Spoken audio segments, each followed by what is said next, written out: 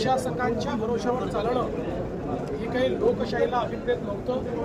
तथापि माननीय न्यायालयाच्या निर्णयांमुळे एक दीर्घकाळ या संस्था निर्वाचित प्रतिनिधींच्या विना होत्या। आता पुन्हा या निवडणुका होत आहेत आणि आम्हाला विश्वास आहे की या निवडणुकांमध्ये आमच्या शासनाने केलेलं काम बघता पुन्हा कौल हा आमच्या बाजूने येईल।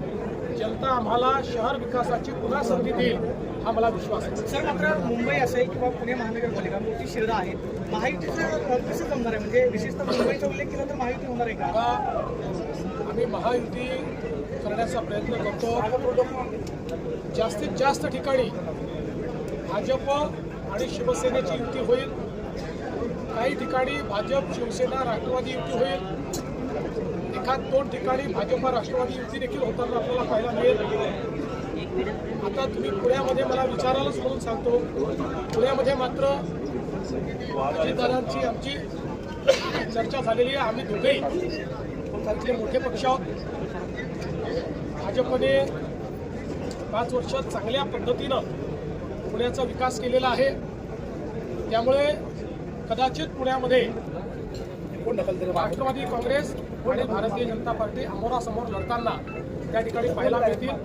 पण असं असलं तरी मैत्रीपूर्ण लढत असेल, याच्यामध्ये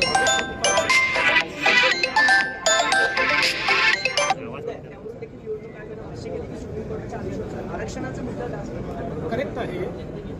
नागपूर महानगरपालिका आणि चंद्रपूर महानगरपालिकेमध्ये आरक्षण हे 50% वर गेलेलं आहे। पण माननीय सर्वोच्च न्यायालयाने सांगितलं की यांच्या निवडणुका घ्या, फक्त जो निकाल आहे तो आमच्या अंतिम निर्णयाच्या अधीन राहील।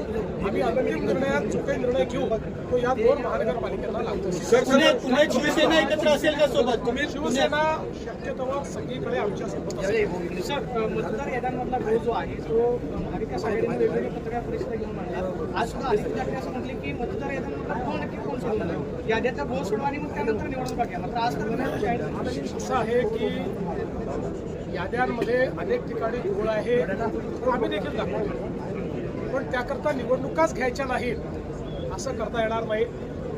गेले 20-25 वर्ष जे निवडणुका लढवत आहेत त्यांना माहिती आहे कमी अधिक प्रमाणात आपल्या याद्यांमध्ये घोळ असतोच। आता जेव्हा SIR सुरू झाला आहे त्यानंतर कदाचित याद्यांमधला घोळ कमी होईल पुढच्या काळात। तर माझं मत असं आहे की इलेक्शन कमिशनने आपल्या याद्या ब्लॉकचेनमध्ये टाकाव्या। त्या ब्लॉकचेन पद्धतीनं जर तयार झाल्या तर त्यातला घोळ हा नेहमी करता संपवता येईल। पण आता माननीय सर्वोच्च न्यायालयाचे आदेश मिळाल्यानंतरही काही ना काही कारण काढून निवडणुका पुढे